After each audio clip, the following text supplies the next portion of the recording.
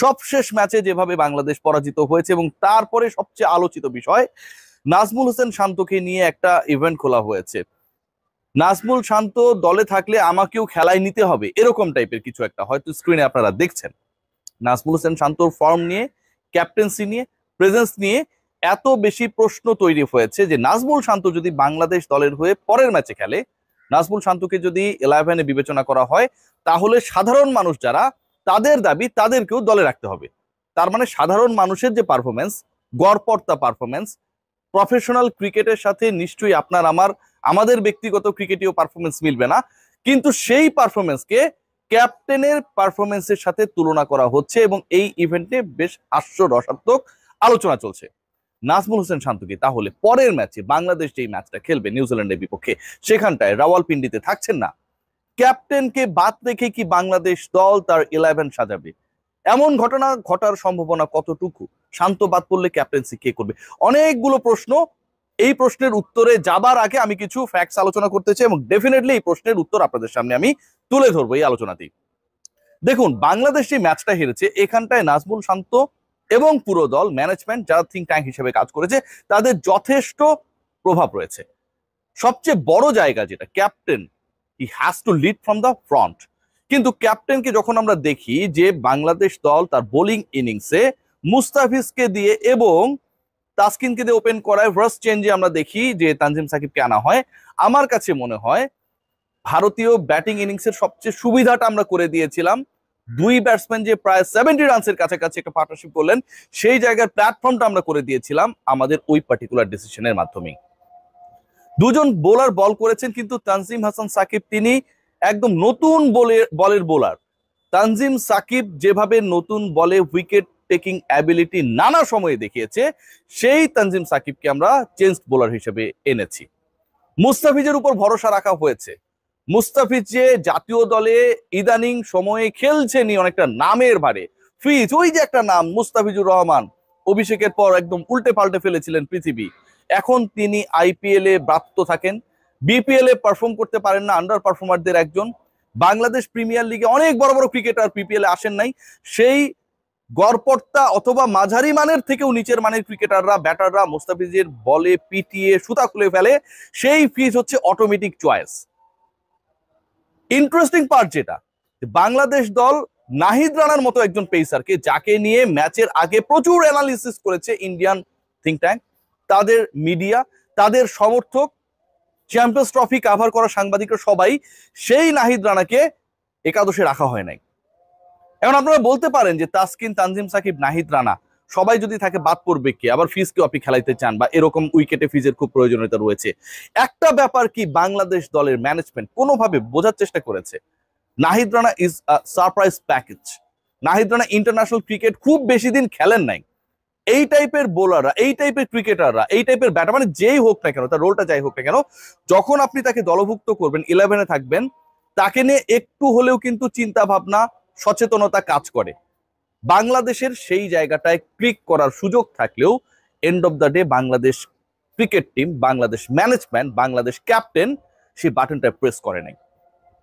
বাংলাদেশ দলকে নিয়ে ব্যাখ্যা করতে গিয়ে যে ব্যাখ্যাটা সবচেয়ে বেশি উঠে এসেছে ইন্ডিয়ার দিক থেকে, যে বাংলাদেশে একজন স্পিনার কম ছিল, ওই জায়গাটায় কি আমরা কোনোভাবে নাসুম আহমেদকে অ্যাকোমোডেট করার চেষ্টা করতে পারতাম না? বাংলাদেশ একজন বাঁহাতি স্পিনারকে খেলাচ্ছে না, লেফট আর্ম অর্থোডক্স ছাড়া বাংলাদেশ খেলতে নামছে 50 ওভার্স ক্রিকেটে, এটাও কি কিছুটা হলো চমকপ্রদ ছিল না? বাংলাদেশ দলের পুরো দল নির্বাচনের ক্ষেত্রে অসংখ্য প্রশ্ন রয়েছে। মুস্তাফিজ অটো চয়েস, নাহিদ রানাকে খেলানো হয় নাই, তানজিম সাকিবকে খেলানো হলেও নতুন বল তার হাতে তুলে দেওয়া হয় নাই। বোঝাই যাচ্ছে যে স্পিনিং ট্র্যাক টাইপের একটা হবে, যেখানটায় 300 রান টান্স এরকমটা হবে না, 270-80 হলেই অনেক বড় চ্যালেঞ্জিং হতে পারে। বাংলাদেশ সে জায়গায় 230-এর কাছাকাছি করেছে। সেখানটায় আপনি একজন স্পিনার কম নিয়ে খেলেছেন। সাকিব আল হাসানকে বাংলাদেশ মিস করেছে ভাই। ধরুন আপনি কোন একজন ক্রিকেটারকে মিস করছেন, তিনি খেলতে পারছেন না, তার রিপ্লেসমেন্টে তার মতো না হলেও তার 60%, 70% যিনি ডেলিভার করতে পারেন, এরকম একজনকে তো খেলাবেন। ধরুন সাকিব যদি ব্যাটার হিসেবেও থাকতেন, আপনি কি একজন বাঁহাতি স্পিনার খেলাতেন না? এই প্রশ্নের উত্তরগুলো কে দেবে? বাংলাদেশ দলকে এখন আমরা বলতেই শুনি, যে কোনো সাক্ষাৎকারে আলোচনা হলেই শুনি যে বাংলাদেশ চ্যাম্পিয়ন হওয়ার লক্ষ্য নিয়ে গেছে, বাংলাদেশ অনেক ভালো করতে চায়, কিন্তু এন্ড অফ দ্য ডে এই দলটা যখন খেলতে নেমেছে তারা কতটুকু প্রপার প্ল্যান করে নেমেছিল। Let's come to the first point that I started discussing at the first part of my content, যে নাজমুল হোসেন শান্ত তিনি কি অবশেষে বাদ পড়ছেন। দেখুন, পরের ম্যাচে বাংলাদেশ যখন নিউজিল্যান্ডের বিপক্ষে রাওয়ালপিন্ডিতে নামবে, সেখানটায় কিন্তু খুব সিরিয়াস একটা ডিসকাশন রয়েছে। সিরিয়াস ডিসকাশনের কারণটা হচ্ছে মাহমুদুল্লাহ রিয়াদ তিনি ফিট হয়ে যাবেন আশা করাই যাচ্ছে, এবং মাহমুদুল্লাহ রিয়াদ যদি পরের ম্যাচে খেলেন, ডেফিনেটলি মাহমুদুল্লাহ রিয়াদকে জায়গা করে দেওয়ার জন্য আপনি জাকির আলী অনিককে অথবা তাওহিদ হৃদয়কে বসাবেন না। মাহমুদুল্লাহ প্রথম ম্যাচে খেললে আপনি এই দুইজনের একজনকে বসিয়ে দিতেন, মাহমুদুল্লাহ সেই জায়গাটায় খেলতো। কিন্তু এই দুজন যখন 154 রানের পার্টনারশিপ করেছে, চ্যাম্পিয়ন্স ট্রফির ইতিহাসেই যেটা ষষ্ঠ উইকেটে সর্বোচ্চ, বাংলাদেশের 6 উইকেট পার্টনারশিপে যেটা সর্বোচ্চ, ভারতের বিপক্ষে যে কোনো দলের 6 উইকেট পার্টনারশিপে যেটা সর্বোচ্চ, নিশ্চয়ই এই দুই ব্যাটারকে আপনারা অথবা এই দুই ব্যাটারের একজনকে বসিয়ে রিয়াদকে জায়গা করে দেবে না। তারা খেলবেনই, তারা অবশ্যই খেলবেন, তাওহিদ হৃদয় অবশ্যই খেলবেন, সেঞ্চুরিয়ান এন্ড জাকির আলী অনিক, যার অভিষেকের পর 6 ম্যাচ খেলেছেন এখন পর্যন্ত, এবং এই 6 ম্যাচে তার স্ট্রাইক রেট বলেন, তার এভারেজ বলেন, তার ডেডিকেশন বলেন, 4-5টা উইকেট চলে যাবার পর তিনি যেভাবে দাঁড়িয়ে যান দেয়াল হয়ে, সেই প্রবণতা বলেন, তাকে অমিট করার কোনো সুযোগ নেই। সো রিয়াদ কোন জায়গাটায় খেলবেন? সেখানে কি শান্তকে বাদ দেওয়া হবে? শান্তকে বাদ দিয়ে, শান্তকে বসিয়ে মেহেদী হাসান মিরাজকে ক্যাপ্টেন করে রিয়াদ সেখানটায় খেলবেন, নাকি মুশফিকুর রহিমকে ড্রপ করা হবে, তিনিও 0 করেছেন, নাকি সৌম্য সরকারকে 0 ড্রপ করা হবে? এই আলোচনা যখন আসছে, তখন আমার কাছে মনে হয় যে মাহমুদুল্লাহ রিয়াদের জায়গাটা, মাহমুদুল্লাহ যদি ফিট থাকেন, সেই জায়গায় কাকে ড্রপ করে মাহমুদুল্লাহকে 11-এ অ্যাকোমোডেট করা হবে, এটা একটা বিগ কোয়েশ্চেন। পরের ম্যাচ রাওয়ালপিন্ডিতে অনেক ছক্কা হবে, অনেক রানস হবে এক্সপেক্টেড, সেই জায়গাটায় ডেফিনেটলি আপনি লোয়ার মিডিলে মাহমুদুল্লাহর মতো একজনকে চাইবেন। সো মাহমুদুল্লাহ কার জায়গায় খেলবে? নাজমুল হোসেন শান্তকে ড্রপ করার যে আলোচনা চলছে, শান্ত খেললে আমাকেও নেওয়া হোক যে ইভেন্ট বলা হয়েছে, সেটা বাস্তবায়িত হবে না।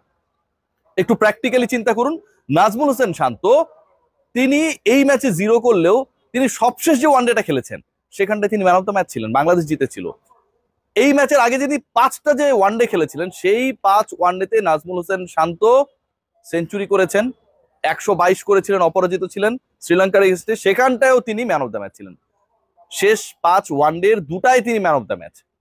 অনেক প্রশ্ন থাকতে পারে শান্তর অ্যাবিলিটি নিয়ে, ব্যাটিং নিয়ে, প্রশ্নবিদ্ধ হতে পারে তার ক্যাপ্টেন্সি, কিন্তু পারফরমেন্স ওয়াইজ নাজমুল হোসেন শান্ত একটা 0 করে দলের বাইরে চলে যাবেন, এই চিন্তাটা না করাই ভালো।